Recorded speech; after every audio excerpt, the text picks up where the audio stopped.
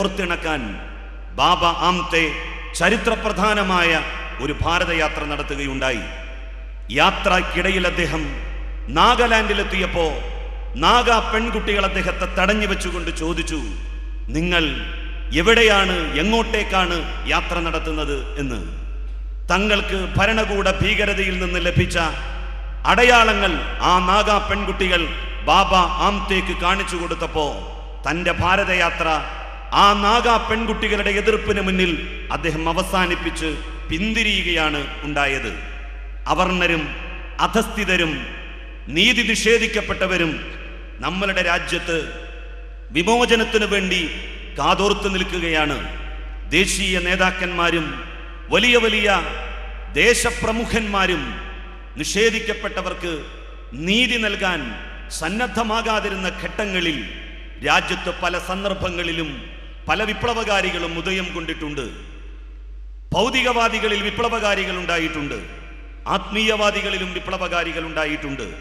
സാമ്രാജ്യത്വത്തിനും അധിനിവേശത്തിനും എതിരായിട്ടുള്ള പുതിയ പോരാട്ടത്തിന്റെ ഭൂമിക നമുക്ക് മുമ്പിൽ തെളിഞ്ഞു വരികയാണ്.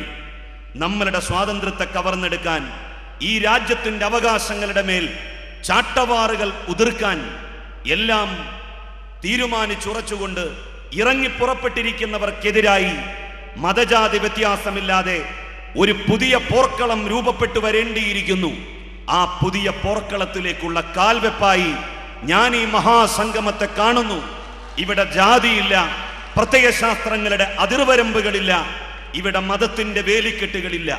വിശുദ്ധ ഖുർആൻ വിശ്വാസികളോട് ഒരു ചോദ്യം ചോദിക്കുന്നുണ്ട്. മാലക്കും ലാ തുഖാതലൂന ഫീ സബീലില്ലാഹി വൽ മുസ്തദഅഫീന മിനർ റിജാലി വന്നിസാഇ വൽ വിൽദാൻ. ഈ ഭൂലോകത്ത് അടിച്ചമർത്തപ്പെടുന്ന സ്ത്രീകൾക്കും കുട്ടികൾക്കും പുരുഷന്മാർക്കും വേണ്ടി നിങ്ങൾ എന്തുകൊണ്ടാണ് ദൈവമാർഗത്തിൽ സമരത്തിന് സന്നദ്ധമാകാത്തത്?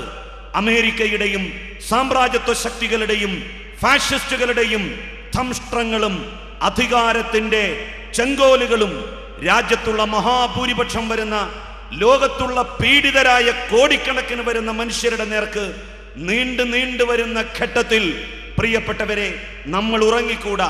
പുതിയ പോരാട്ടങ്ങളുടെ പോർക്കളങ്ങൾ നമ്മൾ തീർക്കണം. അതിനുവേണ്ടി നിങ്ങൾ അബ്ദുൽ നാസർ മഅ്ദനിക്ക് കരുത്തു പകരണം, അദ്ദേഹത്തിന്റെ കരങ്ങൾക്ക് ശക്തി പകരണം. അദ്ദേഹം അനുഭവിച്ച വേദനകൾക്ക്, ദുഃഖങ്ങൾക്ക് തീർച്ചയായും നമുക്കതിനോട് ഐക്യപ്പെടാം. ഒന്നും അദ്ദേഹത്തിന് സമാനമാകില്ല. 9 വർഷക്കാലത്തെ ജീവിതം കാരാഗ്രഹത്തിനുള്ളിൽ ചെലവഴിക്കേണ്ടി വന്ന അദ്ദേഹത്തിന്റെ ആ ദുരന്ത നാളുകളെയോർത്ത് നമുക്ക് ദുഃഖിക്കാം. ഈ രാജ്യത്ത് ഇനി ഒരു പൗരന് അങ്ങനെ സംഭവിക്കാതിരിക്കട്ടെ എന്ന് നമുക്ക് ആത്മാർത്ഥമായി പ്രാർത്ഥിക്കാം. പ്രിയപ്പെട്ട അബ്ദുൽ നാസർ മഅ്ദനി, അങ്ങേക്ക് അഭിവാദ്യങ്ങൾ. 1000 ഹൃദയത്തിൽ ചാലിച്ച അഭിവാദ്യങ്ങൾ. അങ്ങ് മുന്നോട്ട് പോവുക. തീർച്ചയായും നന്മയുടെ കൂടെ, ജനകീയ വികാരങ്ങളുടെ കൂടെ ഈ നാടുണ്ടാകും. മതേതരത്വത്തിന്റെ പാതയിൽ, സഹിഷ്ണുതയുടെയും സമാധാനത്തിന്റെയും പാതയിൽ ഒരു ജനതയെ നയിക്കാൻ, ഒരു സമൂഹത്തെ നയിക്കാൻ അങ്ങേക്ക് കെൽപ്പുണ്ടാവണം. കെൽപ്പുണ്ടാകട്ടെ എന്ന് ആത്മാർത്ഥമായി പ്രാർത്ഥിച്ചുകൊണ്ട് ഞാൻ എൻ്റെ വാക്കുകൾക്ക് വിരാമമിടുന്നു. നിങ്ങൾക്ക് നന്ദി. ജയ് ഹിന്ദ്.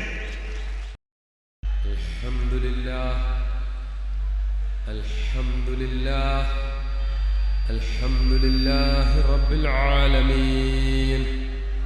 അസ്സലാത്തു വസ്സലാമു അലാ സയ്യിദിനാ മുഹമ്മദിൻ വ ആലിഹി വസഹ്ബിഹി അജ്മഈൻ. അമ്മാ ബഅദ്.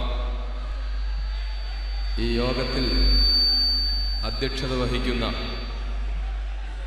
കേരളത്തിലെ മനുഷ്യാവകാശ പ്രവർത്തകർക്ക് മൊത്തവും മാതൃകയായ ആദരണീയനായ വാസുവേട്ടൻ അവറുകളെ, ഈ വേദിയിൽ ഉപവിഷ്ടരായിരിക്കുന്ന അഭിവന്ദ്യരായ രാഷ്ട്രീയ സാമുദായിക നേതാക്കന്മാരെ, എൻ്റെ ശബ്ദം കേൾക്കുന്ന പ്രിയപ്പെട്ട സഹോദരീ സഹോദരന്മാരെ, സുദീർഘമായ ഒരു പ്രസംഗത്തിനുള്ള സമയമില്ല. കൃത്യം അരമണിക്കൂർ മാത്രമാണ് ഇവിടെ എനിക്ക് സംസാരിക്കുവാൻ ഇനി കഴിയുക. ഈ അരമണിക്കൂർ സമയത്തിനുള്ളിൽ സുപ്രധാനമായ ചില കാര്യങ്ങൾ പറഞ്ഞുകൊണ്ട് ഞാൻ അവസാനിപ്പിച്ചുകൊള്ളാം. ഞാനിപ്പോൾ ഇരിക്കുന്നത് കോഴിക്കോട് കടപ്പുറത്താണ്. ഇതേ കോഴിക്കോടേക്കാണ് 1998 മാർച്ച് മാസം 31-ാം തീയതി നീരാ റാവത്തിന്റെ നേതൃത്വത്തിലുള്ള പോലീസ് ഉദ്യോഗസ്ഥന്മാർ എന്നെ അറസ്റ്റ് ചെയ്തു കൊണ്ടുവന്നത്. ഇതേ കോഴിക്കോടാണ് വിനീതനായ എന്നെ 8 ദിവസം കസബ പോലീസിലെ 7 ദിവസക്കാലം കസബ പോലീസിലെ ലോക്കപ്പ് മുറിയിലടച്ച് എന്നെ ചോദ്യം ചെയ്തത്. ഇതേ കോഴിക്കോട് വെച്ചാണ് എന്നോട് അന്നത്തെ സിറ്റി പോലീസ് കമ്മീഷണറായിരുന്ന ശ്രീമതി നീരാ റാവത്ത് എൻ്റെ വീട്ടിലുള്ള ഒരു EPBX സിസ്റ്റം എന്ന ഒരു സിസ്റ്റം എൻ്റെ വീട്ടിലെ ഫോണിലുണ്ടായിരുന്നു. ഫോൺ വിളിക്കുമ്പോൾ അന്ന് ഇന്നത്തെ പോലെ മൊബൈൽ ഫോണുകളും കാൾ കോൺഫറൻസും ഒക്കെ സുപരിചിതമാകാതിരുന്ന 9.5 വർഷം മുമ്പ് എൻ്റെ റൂമിലിരുന്ന് കാലില്ലാത്തത് കൊണ്ട് എനിക്ക് മറ്റു റൂമിലേക്ക് പെട്ടെന്ന് നടന്നു പോകാനും അതുപോലെ എനിക്ക് പെട്ടെന്ന് ആളുകളുടെ റൂമിലേക്ക് വിളിച്ചു വരുത്താനും കഴിയാത്തത് കൊണ്ട് മറ്റു റൂമുകളിൽ ഇരിക്കുന്നവരുമായി സംസാരിക്കാനുള്ള സംവിധാനത്തോടുകൂടി EPBX സിസ്റ്റം എന്ന ഒരു ടെലിഫോണിലെ ഒരു പ്രത്യേക സിസ്റ്റം എൻ്റെ വീട്ടിലുണ്ടായിരുന്നു. ആ സിസ്റ്റത്തിന് ഒരു കോഡ് നമ്പർ ഉണ്ടായിരുന്നു. എൻ്റെ ഡയറിയിൽ ആ കോഡ് നമ്പർ എഴുതിയിട്ടിട്ടുണ്ടായിരുന്നു. എന്നെ അറസ്റ്റ് ചെയ്ത് ഒരു ദിവസത്തോളം കസ്റ്റഡിയിൽ വെച്ചിട്ട് കോഴിക്കോട് CJM കോർട്ടിൽ ഹാജരാക്കി എന്നെ കണ്ണൂർ സെൻട്രൽ ജയിലിൽ റിമാൻഡ് ചെയ്തു. അതിനുശേഷം എന്നെ വീണ്ടും പോലീസ് കസ്റ്റഡിയിലെടുത്തപ്പോൾ എന്നെ താമസിക്കാൻ അനുവദിച്ചത് പോലീസ് ക്ലബിലായിരുന്നു. അവിടെയാണ് എനിക്ക് താമസ സൗകര്യം ചെയ്തിരുന്നത്. ഒരു കാലില്ലാത്തത് കൊണ്ട് എനിക്ക് സാധാരണ ക്ലോസറ്റിൽ മലമൂത്ര വിസർജനത്തിന് പോകാൻ കഴിയില്ല. വെസ്റ്റേൺ ക്ലോസറ്റ് ഉണ്ടായാൽ മാത്രമേ എനിക്കിരുന്ന് മലമൂത്ര വിസർജനം ചെയ്യാൻ കഴിയുകയുള്ളൂ. വെസ്റ്റേൺ ക്ലോസറ്റ് സംവിധാനമുള്ളത് കോഴിക്കോട് പോലീസ് ക്ലബിലായതുകൊണ്ട് അവിടെയാണ് എന്നെ താമസിക്കാൻ അനുവദിച്ചത്. ആദ്യത്തെ ഒരു ദിവസം അവിടെ താമസിക്കാൻ അനുവദിച്ചിട്ട് രാത്രിയിൽ എന്നെ കസബ പോലീസ് സ്റ്റേഷനിലേക്ക് കൊണ്ടുവന്നു. കസബ പോലീസ് സ്റ്റേഷനിൽ വെച്ച് എന്നെ പല ഉദ്യോഗസ്ഥന്മാരും ചോദ്യം ചെയ്തു. അവസാനം അർദ്ധരാത്രിയിൽ നീരാ റാവത്ത് എന്ന അന്നത്തെ സിറ്റി പോലീസ് കമ്മീഷണറായ വനിത എന്നെ ചോദ്യം ചെയ്യുകയുണ്ടായി. അപ്പോൾ അവരെന്നോട് വളരെ ഗൗരവമായ ഒരു കാര്യം സംസാരിക്കാനുണ്ടെന്ന് പറഞ്ഞു. ആ കാര്യം എന്താണെന്ന് ചോദിച്ചപ്പോൾ അവർ പറഞ്ഞ മറുപടി, താങ്കൾ പാകിസ്ഥാൻ ഉൾപ്പെടെയുള്ള രാഷ്ട്രങ്ങളിലേക്ക് കോഡില്ലാതെ പാകിസ്ഥാനിലേക്ക് വിളിക്കുന്ന ടെലിഫോൺ കോഡ് ഉപയോഗിക്കാതെ ഫോൺ ചെയ്യാറുണ്ട് എന്നാണ് എന്നോട് പറഞ്ഞത്. ഞാൻ ചോദിച്ചു, എന്ത് തെളിവ് വെച്ചാണ് നിങ്ങൾ പറയുന്നത്? അതിനുള്ള തെളിവുകളെല്ലാം ഞങ്ങൾക്ക് കിട്ടിയിട്ടുണ്ട്.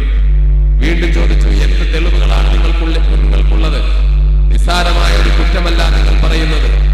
ഇന്ത്യയിലെ ടെലിഫോൺ കോഡുകൾ ഉപയോഗിക്കാതെ, STD കോഡുകളും ISD കോഡുകളും ഉപയോഗിക്കാതെ ഞാൻ ഏതോ ഒരു പുതിയ കോഡ് വെച്ച് പാകിസ്ഥാനിലേക്ക് നിരന്തരമായി ഫോൺ ചെയ്യുന്നുണ്ടെന്ന് പറഞ്ഞാൽ ഞാനൊരു നിസ്സാരക്കാരനാവില്ല. നിങ്ങൾ ഉന്നയിക്കുന്നത് വളരെ ഗൗരവമായ ഒരു കാര്യമാണ്. അതുകൊണ്ട് നിങ്ങൾ എനിക്ക് തെളിവ് തരണമെന്ന് പറഞ്ഞപ്പോൾ അവർ പറഞ്ഞു, നിങ്ങളുടെ ഡയറിയിൽ തന്നെ ഒരു കോഡുണ്ട്, അത് പാകിസ്ഥാനിലേക്ക് വിളിക്കാനുള്ള കോഡാണ്. ഇപ്പോൾ സൂപ്രണ്ട് ഓഫ് പോലീസ് കൂടിയായ AC, അന്ന് അസിസ്റ്റന്റ് കമ്മീഷണറായിരുന്ന മിസ്റ്റർ ചന്ദ്രൻ, അയാൾ മാത്രമാണ് എനിക്കെതിരെ കോയമ്പത്തൂർ കോടതിയിൽ വന്നിട്ട് ആകെ മോശമായ ഒരു ചെറിയ മൊഴി കൊടുത്തത്. ചന്ദ്രൻ എന്ന് പറയുന്ന അന്നത്തെ അസിസ്റ്റന്റ് കമ്മീഷണറും ഇപ്പോഴത്തെ പോലീസ് സൂപ്രണ്ടുമായ ആളാണ്. പച്ചക്കള്ളം പറഞ്ഞുകൊണ്ടൊരു മൊഴി കൊടുത്തു. കോടതി ആ മൊഴി സ്വീകരിച്ചില്ല. അത് മറ്റൊരു കാര്യം. അയാളും ഈ നീരാ റാവത്തും കൂടി എന്നോട് പറഞ്ഞു, പാകിസ്ഥാനിലേക്ക്, ഞാൻ കോഴിക്കോടായതുകൊണ്ടാണ് ഇത് വിശദമായി പറയുന്നത്, അന്ന് ആദരണീയനായ വാസുവേട്ടനും പ്രിയങ്കരനായ V. പ്രഭാകരനും ശംസുദ്ദീനായ V. പ്രഭാകരനും കൂടി എന്നെ കാണാൻ വേണ്ടി പോലീസ് സ്റ്റേഷന്റെ മുന്നിൽ രാവിലെ വന്നു. ഞാൻ സ്റ്റേഷനിലുണ്ടെന്നറിഞ്ഞിട്ട് മണിക്കൂറുകളോളം അവർ കാത്തു നിന്നിട്ടും അവരെ അതിനനുവദിച്ചില്ല. മലപ്പുറം ജില്ലയിലെ PDPയുടെ പ്രവർത്തകരും നേതാക്കളും വന്നു, അവരെ കാണാൻ അനുവദിച്ചില്ല. എന്നെ ആ രാത്രിയിൽ എന്നോട് സംസാരിച്ചപ്പോൾ പാകിസ്ഥാനുമായിട്ട് ഞാൻ പ്രത്യേകമായ ഒരു ഫോണിൽ ബന്ധപ്പെടാറുണ്ട് പാകിസ്ഥാനിലുള്ളവരുമായിട്ടെന്ന് പറഞ്ഞു. തെളിവ് ചോദിച്ചപ്പോൾ എൻ്റെ ഡയറിയിൽ കോഡുണ്ട് എന്ന് പറഞ്ഞു. അതെന്നെ കാണിച്ചു തരാൻ പറഞ്ഞു. ഇത് കാണിച്ചപ്പോൾ ഞാൻ പൊട്ടിച്ചിരിച്ചു പോയി. ഞാൻ ചോദിച്ചു, ഒരു IPS ഉദ്യോഗസ്ഥയല്ലേ, ഇത്ര നിസ്സാരമായി സംസാരിക്കാൻ പാടുണ്ടോ? പാകിസ്ഥാനുമായിട്ട് ഞാൻ കോഡില്ലാതെ ഒരു പ്രത്യേക കോഡിൽ സംസാരിക്കുന്നു എന്ന് പറഞ്ഞ് നിങ്ങൾ ഈ പറയുന്ന കോഡ് എന്റെ വീട്ടിലുള്ള EPBX സിസ്റ്റം എന്ന ഒരു ടെലിഫോണിലെ ഒരു സിസ്റ്റം